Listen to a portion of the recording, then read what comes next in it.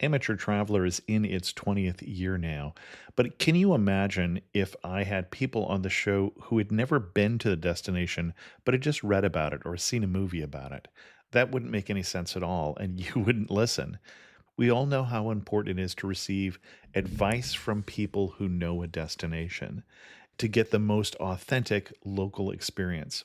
And a great option for experiencing this is Explore Worldwide and their authentic small group adventures, led by local tour leaders, perfect for solo travelers who want to meet like minded people with a desire for adventure. I'm often an independent traveler, but two of my last three trips were with small group tours because they organize everything and it's a lot easier. If you want to recreate the tour I did to Malta, they have a Malta and Gozo Discovery Tour. I'm intrigued by one of their tours called A Taste of Sicily. The company again is Explore Worldwide, and visit exploreworldwide.com to learn more. And thanks to Explore Worldwide for sponsoring this episode of Amateur Traveler. The nights are long, the days are short, and the weather is chilly to downright cold, depending on where you are. It's a good time to slip into a Quince iconic Mongolian cashmere sweaters, which start at only $50. You can treat yourself to everyday luxury at an affordable price with Quince. If you really want to dive into luxury, you can check out their leather handbags, washable silk shirts, and European linen sheet sets. Whatever you're looking for at Quince, all the prices are 50 to 80% less than similar brands, and they do that by partnering directly with top factories and cutting out the middleman. They only work with factories that use safe, ethical, and responsible manufacturing processes. And of course, they use premium fabrics and finishes for that luxury feel in every piece. But you've already heard me rave about my Quince travel pants. Treat yourself this winter without the luxury price tag. Go to quince.com/traveler for 365-day returns plus free shipping on your order. That's QUINCE.com/traveler to get free shipping and 365-day returns. Quince.com/traveler. And thanks to Quince for sponsoring this episode of Amateur Traveler. I got my bags packed, I'm on a roll. I'm heading out there, and I'm ready to go. I'm looking real good in my passport photo. Oh, no. Amateur Traveler, episode 197. Today, the Amateur Traveler goes to beautiful but intense Sicily. Got to see one more cathedral. Got to sit in one more cafe. I know that I should be heading home, but maybe not today. Welcome to the Amateur Traveler. I'm your host, Chris Christensen. Before we get into today's interview, I do have three news stories for you. The first one, in London, officials are trying to teach people not to leave valuables in their car, so they're having the police go to unlock cars and steal stuff from them. I'm sure that'll go just fine. A British tourist whose knowledge of French was a little sketchy ended up spending the night in the Hôtel de Ville, which, though it looks like hotel, is the French word for City Hall. She walked into City Hall looking for a restroom, and while she was there, they finished the business and locked the doors with her inside. Just a reason why you should study a little of the language before you go. And then, speaking of the French, if you are rescued by the French government from a war zone or some other place where you probably didn't have any business going, they're going to charge you. It seems fair enough to me. For links to those news stories, as well as other news stories, check out the show notes at amateurtraveler.com. Remember, if you're a travel news junkie, check out the new podcast, This Week in Travel, at thisweekintravel.com. I'd like to welcome Madeline Jhawar, who has come to us from Italy Beyond the Obvious to talk about Sicily. Madeline, welcome to the show. Thank you. Madeline, in addition to having traveled to Sicily, you've also led tours to Sicily in the past. No, I was a tour guide in Italy. Okay. I worked in Italy as a tour guide all over the place. I went to Sicily on my vacation, and I've been several times, and actually chose to go to Sicily on my honeymoon. When my husband asked me where I wanted to go, I chose Sicily. Sicily is, in my mind, the place that the professional tour guides go. The tour guides who are working in Italy, who are living in Italy and working in Italy, where do they go on vacation? They go to Sicily. And why is that? Why Sicily? Sicily is Italy concentrate compact in the sense that everything that you love about Italy is in Sicily, and it's a smaller space, and so it's easier to get around, but it still has the gorgeous scenery, the amazing food, the vibrant culture, and then also it's sort of Italy, I sort of want to say in the rough. The infrastructure is sort of less developed. It's sort of the way Italy probably was before it got super touristy. I find it sort of more authentic. I almost want to use Italy on steroids, which is hard to say because Italy is kind of already on steroids in terms of like the art and the architecture, but Sicily is influenced by, first the Greeks came, and then the Romans came, and then the Saracens / Africans / Arabs, however you want to call them, came. And then the Normans came, and then the Spanish came, and then it's Italian. And so you really can look around and see all of those influences. And that's part of what's so fabulous about Sicily, is it's really in your face, and it's really gorgeous. Now, I've heard some people say that when you're going to Italy for the first time, you should go to Rome, and if you find it too intense, you should go north, and if you're okay with it, just keep going south. It'll get more and more intense, finally culminating in Sicily. That sounds like you're in that school of thought also.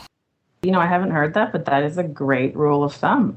That is a great rule of thumb, and it is. It's even in terms of like the mafia attitude, like the farther south you go, people are sort of more aware of it, and it's more ingrained in their mentality, and they won't necessarily talk about it, but you get to know Sicilians, and there's a basic assumption that things may be corrupt, and that's how it is, and you trust each other, and you trust your family, and when you get to know somebody, you're friends for life. But there's a certain sort of wariness along those same lines. It's sort of chaos. I mean, I find, you know, as you say, if you're okay with that, you go south of Rome, and Naples is sort of more chaotic and but more vibrant and more sort of Italian. I mean, one of the posts I wrote was Naples is Italy's most Italian city, but that's just because I haven't written a post on Palermo yet. I mean, it gets more vibrant and more chaotic. And actually, of the places that I've driven in Italy, Catania and Palermo, and maybe Naples, but Naples not as much, but Catania and Palermo are probably the two places I would choose to never drive again. As a tour guide, I had to drive miles and miles and miles. But it's, super chaotic. And I haven't driven south of Rome, but I have driven in Rome where I'm being passed on both sides by a family of four on a Vespa at the same time while I'm trying to navigate out of the twisty little streets. So I can only imagine. Oh, yeah, it's stressful. And and no rules, and there are lines on the road, but nobody pays attention to them. Right, sure. So where would we start with Sicily? How do we approach this island? There are probably two ways to approach it depending on what kind of traveler you are. So if you want more of like an overview of Sicily and don't mind going a little faster pace, you could do a kind of circle of the island. Or if you wanted to explore things a little bit more in depth, then you could sort of divide it into east versus west. And circling the island, Palermo to Syracuse, through Messina, or what would be the route for there?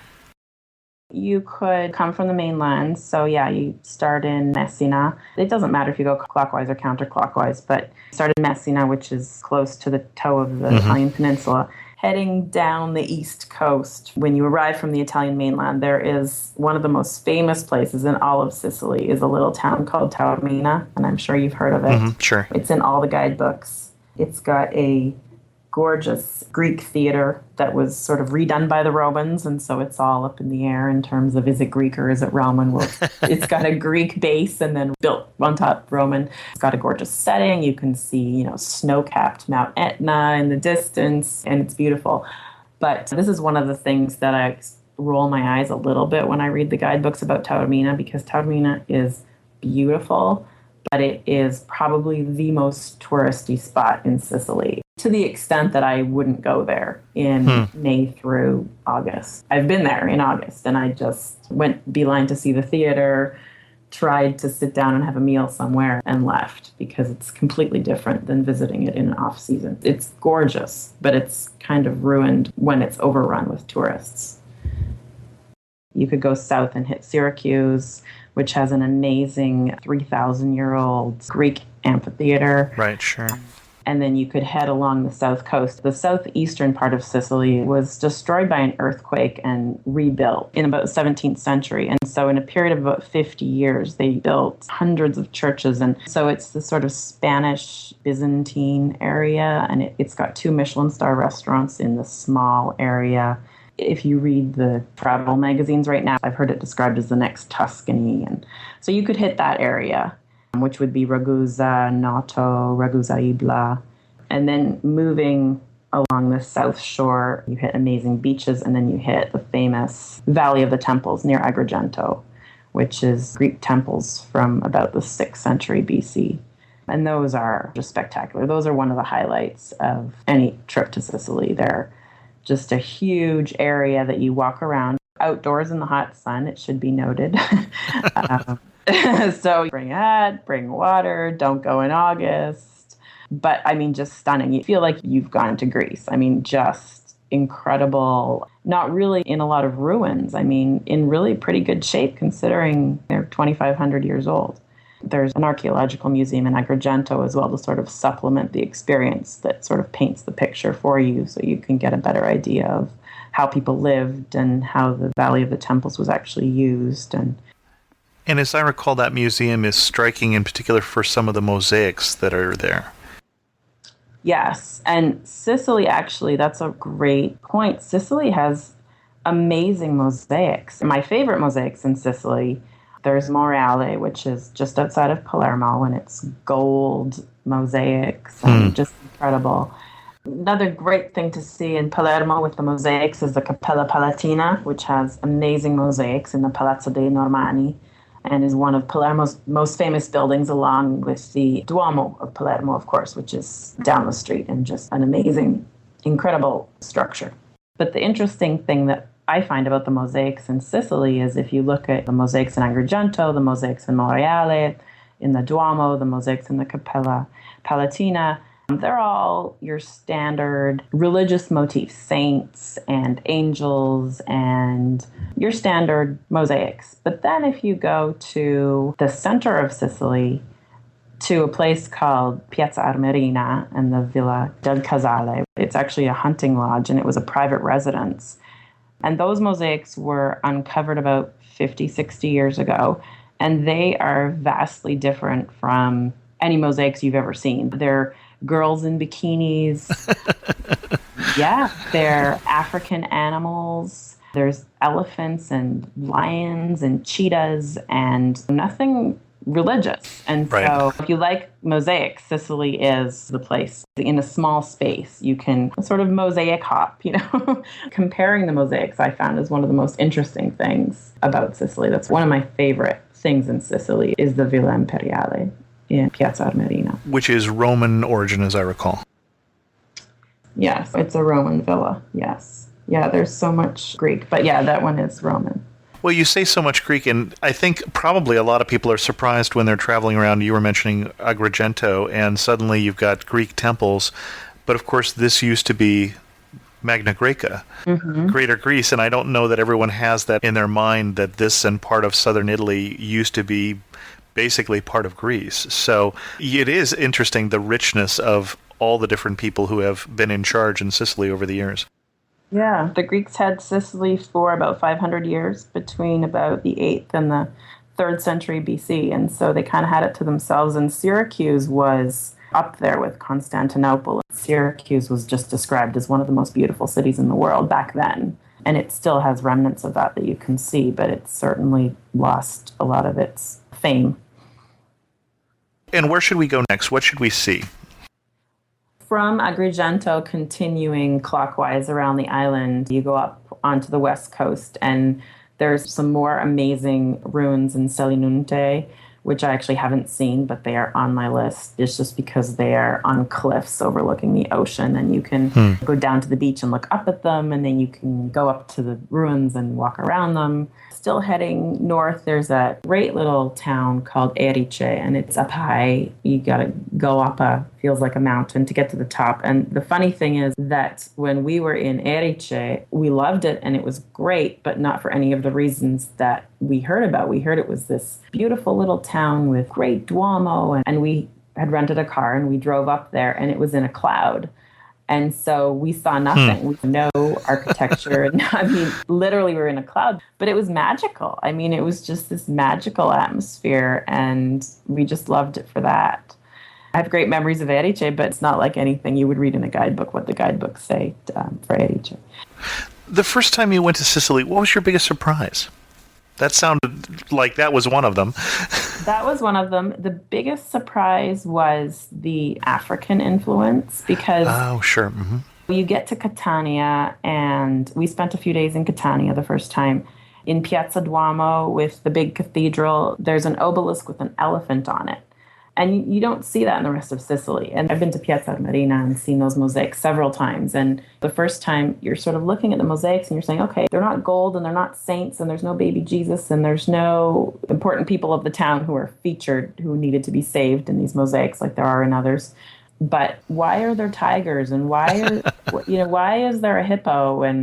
And then also in the cooking, you see couscous and you see spices like cinnamon being used and raisins. And so the African/Arab influence has just permeated the culture. And it's small, but it's all over the place and it's really noticeable. And so that is something that just keeps cropping up if you pay attention. And that I just think is one of the most fascinating things about Sicily, because that's something that really differentiates it from the rest of Italy. Right. Well, and I guess as I think about it, really, the African influence happened in two different areas, because back when Rome was still getting set up, it was ruled by Carthage there for a while. And then later on, of course, as you mentioned, what we called the Saracens had control over Sicily. So it's really kind of gone back and forth between Europe and Africa twice. Mm-hmm. I'm a fan of history, in case you couldn't tell.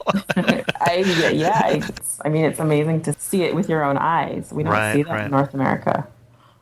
And I think I interrupted you. You were still going around the island and were at a city that was hidden in the clouds when I stopped you. We were in Erice, which is on the west coast of Sicily. And then from there, obviously I'm skipping over cities, but this would be a great sort of 10-day trip around the island is what I'm sort of jumping on.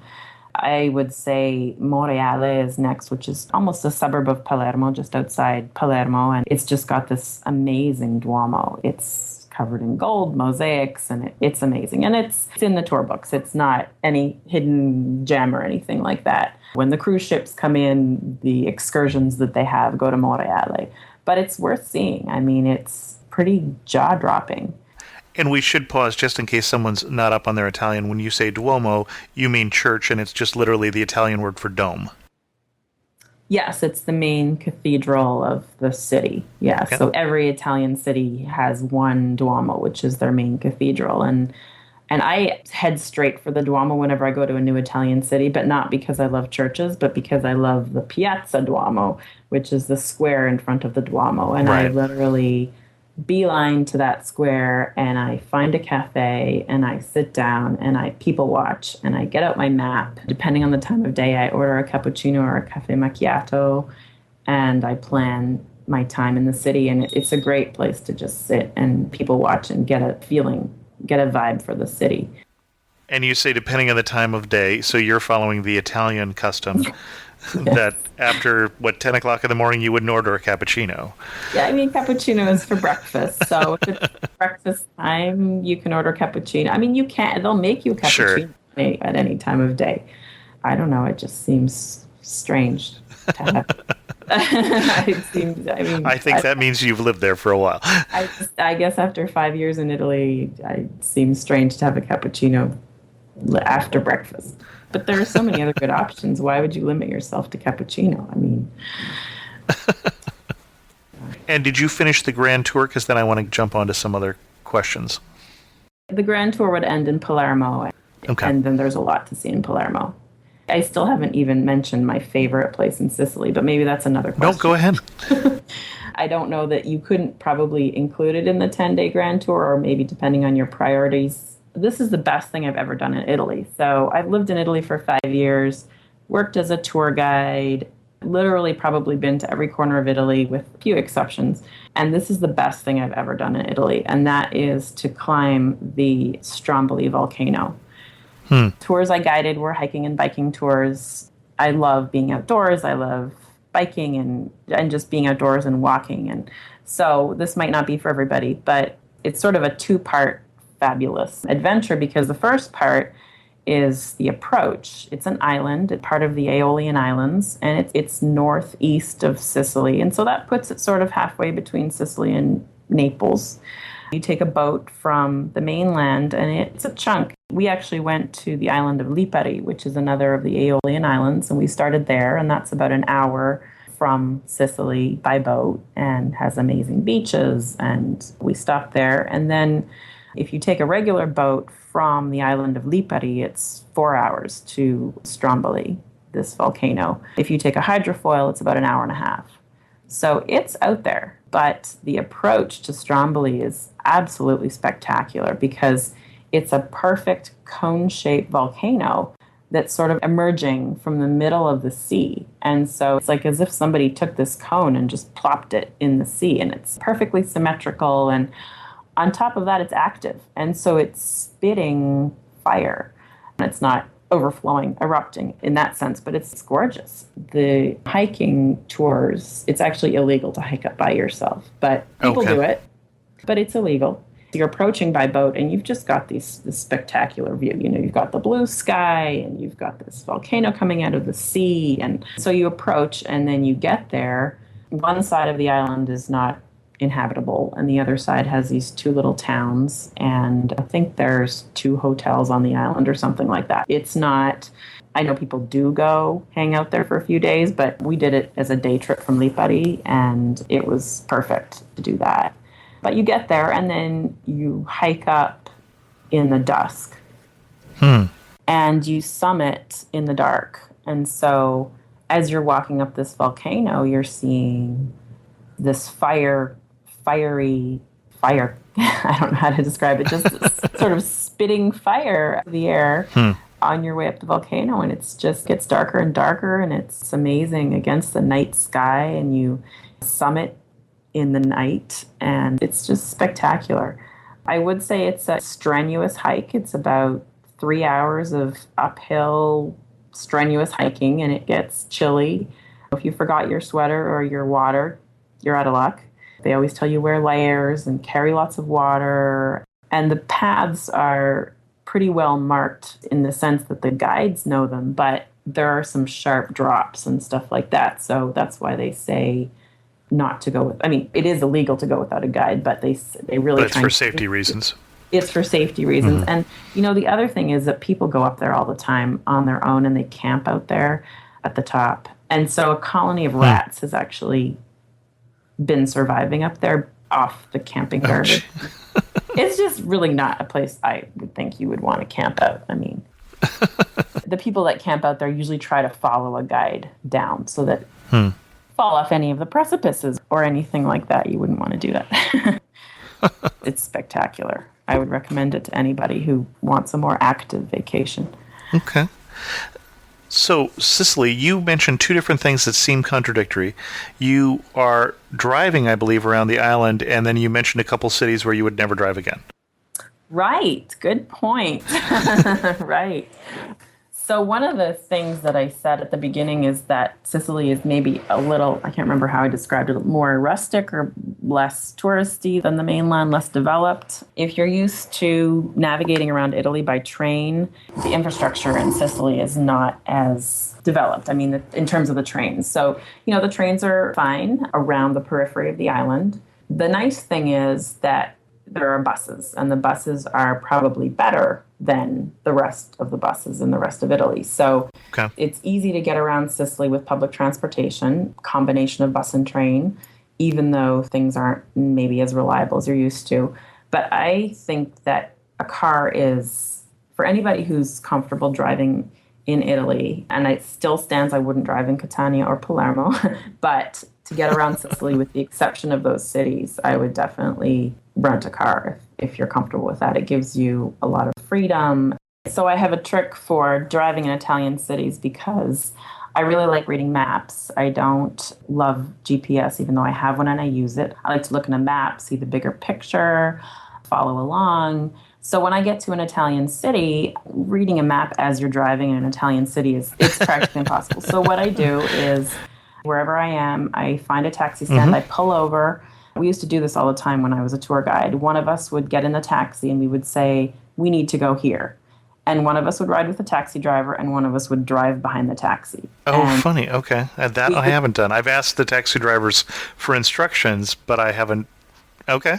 It's money well spent. It'll cost you 10 euros or whatever the taxi fare is. And you just say, I need to go to the Hertz rental place and here's the address. And especially in Palermo, you have to be careful that they don't take you through the zona traffico limitato, which is the Limited illegal, traffic zone. limited traffic zone where you will get a fine sent to you in the mail because the camera will snap a picture of your car. And so you need to tell the taxi, don't go into the historic center or whatever, get me there. But apart from returning your rental car, I definitely would use a car to drive around Sicily and then return it once you get into bigger cities. Okay.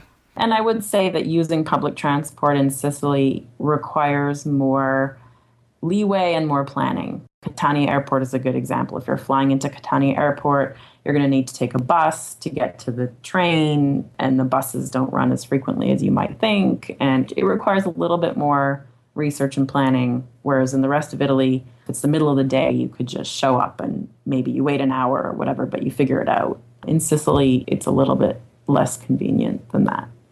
Okay. But worth it. Who is the most memorable person you've met as you visited Sicily? Oh, I love this story. When we were in Palermo, there are two big markets in Palermo. One is Vucceria and one is Ballarò. The Ballarò one is the one where the locals go and more local. I mean, the other one is more touristy, but they're both great. So we went to this fish market, and it was the morning. We were just taking pictures of the fish and seeing what was in season and making notes about what we were going to eat later that day and look at the great crop of this. We want peaches for lunch and whatever. And then we were chatting with some people in one of the stalls, and they said next to where the fishing boats come in, there is this hole-in-the-wall restaurant that serves the freshest fish in Palermo. And so we went and had lunch there and just talked to the owner of this restaurant. And there's no menu, there's no prices. She was right next to the fishing boats. And she just looked at the fish that came in off the boats and pointed. And that's what she served for lunch. And we had this amazing squid that I still remember. It's one of those things that you sort of stumble upon and you chat with the owner. And it really just brings the place to life. Now, are you chatting in Italian with the owner, and is it harder to get around in English in Sicily? It is, actually. Okay. And I am chatting in Italian. I do speak Italian, but I don't understand a word of Sicilian dialect. Oh, really? Oh, no. Yeah. Not even nothing. No, nothing. I've taught Italian. I mean, I speak Italian very well. No hope, no chance with Sicilian dialect. So yeah, I mean, you're speaking Italian. I know they speak English. I know it's more rare for people in Sicily to speak English as compared to the peninsula. I wasn't speaking English, so I don't really know what levels are. We were getting by in Dante's Italian, which is still what they hear on the TV and the radio. Right, and sure. So they don't have a problem with that, but certainly couldn't penetrate the local culture to that depth. Interesting. One moment in Sicily where you felt furthest from home. This is not like home. Which one? Let me see. Probably in the streets of Palermo. Palermo is an amazing city, and there's a lot to discover, but the key word is sort of discover. And so it's not polished, and it's not sort of presentable to the tourist. So if you know where you're going, if you have a lot of time and you can just stumble upon things, it's great. And that's actually what I love to do. And that's a fabulous part of Palermo. And there are so many hidden gems. But in those sort of intermediate moments when you haven't discovered the gem yet and you're sort of walking down the streets and you're like, is this safe? And I'm in kind of mafia territory here. And we've all seen The Godfather, and you sort of know where you are. And for somebody who's lived in Italy for years, in Palermo, there were some times where I was sort of wondering what I'd gotten myself into. And it never turned into anything. But it definitely feels like, in some places, it feels like you're not in Italy. You're not in civilization. I hope I don't offend any Sicilians by saying that, but it feels very raw. Okay. You really know you're in Sicily when what? You really know you're in Sicily when... I think you really know you're in Sicily when you look around and you're in the middle of a vibrant and busy and overwhelming and sort of an assault on the senses almost. Your eyes are taking in incredible views and your ears are hearing people yelling and traffic and, motorinos, Vespas squealing by, and it's just a wonderful sort of cacophony. Okay. I've spent some time in India, and I sort of feel that Sicily is verging towards the chaos of India. Okay. So I don't know if that paints a picture or not. And last question. If you had to summarize Sicily in 3 words, what 3 words would you use? I would say vibrant, gorgeous, and authentic. Excellent. Our guest has been Madeline from Italy Beyond the Obvious. And Madeline, you also, I understand, do some tour planning if people wanted to know how to tackle Sicily or Italy. So we'll give a link in to Madeline's blog so you can contact her if you're interested in that also, ItalyBeyondTheObvious.com. Madeline, thanks so much for coming on the show and sharing your obvious love for Italy and for Sicily in particular. Chris, thank you. It's been fun. Thanks so much. In Travel Resources today, if you've taken up my invitation to come join me on Twitter, where I am Chris2X, you might also want to follow Travel Bargain. Travel Bargain is a bot that I have put up that is tracking down travel bargains, some of them very good, and if you purchase one, it will help support the show. Twitter.com/travelbargain. In news from the community, if you happen to be in the Las Vegas area, October 16th and 17th, it looks like I'll be going for Blog World. So if you are going to be there, drop me a line at host@amateurtraveler.com, and maybe we can do some sort of meetup. I made some changes in how I use Facebook this week, and I want to tell you about them and apologize at the same time. What I'm doing right now is I'm trying to focus Facebook on the people who are in my family and the people I went to kindergarten with and those sort of family friends, so I'm not using it for listeners of the show. For that, I'm using the new Amateur Traveler, they call it a fan page. A fan doesn't seem like the right term to me, but listener page, and that is at facebook.com/amateurtraveler, and we're trying to have some more conversation there. I'm thinking about doing some contests. I know I've got a survey coming up for sure, and so you might want to join that, and I'll put a link to that on the website, and pretty soon you'll see pictures of people on the website who are members of that group, so you'll want to join while it's still cool.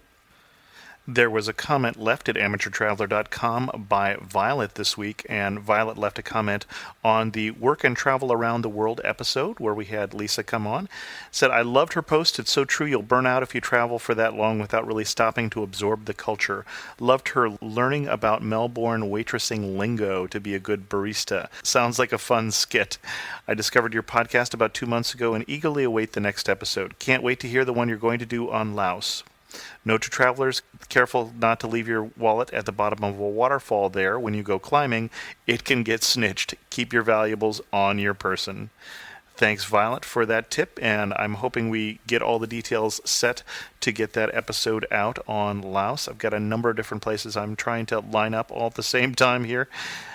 And Brad also left a comment at amateurtraveler.com on the show about the eastern Sierra slope of the Sierra Nevada Mountains, episode 178. Said, I've enjoyed watching Doug's Bay Area Backroads for years, and I am really saddened to hear it's no longer in production. Glad to know he's got a new project brewing. I saw it advertised at the end of some recent shows, but I hadn't had a chance to check it out yet. My experience with 395, and that's Highway 395, for those of you who haven't heard that episode, was completely by accident. In the mid-90s, I was camping with my roommate and her sister, a park ranger, in Yosemite at White Wolf when one of the really big fires broke out in the west end of the park. We got the order to evacuate the campground at 4 a.m. Have you ever tried waking people up at 4 a.m. to tell them they have 30 minutes to pack and get out? Can you say happy campers? The only way out was over Tioga Pass, then north on 395. It was absolutely gorgeous. I have many wonderful memories from the road that day. Even though spots were windy, it was still breathtaking scenery. As a Central Californian, it's way too easy to fall into the 41, 120, 140 rut to race back home in time for work on Monday, those also being highways. I have never appreciated what lies just on the other side of those hills. Hats off for an interesting episode. And Brad, hats off to you for being an amateur traveler, someone who does travel for the love of it, that you can actually enjoy the experience where you're racing away from a forest fire. I think that one gets an amateur traveler medal. We'll have to see if we can get certificates printed. With that, we're going to wrap up this episode of The Amateur Traveler. If you would like to go to the website, amateurtraveler.com, and leave a comment like Violet and Brad did, that would be wonderful. Remember to join the Amateur Traveler Facebook group, or if you have a comment or question, drop me an email at host@amateurtraveler. And as always, thanks so much for listening.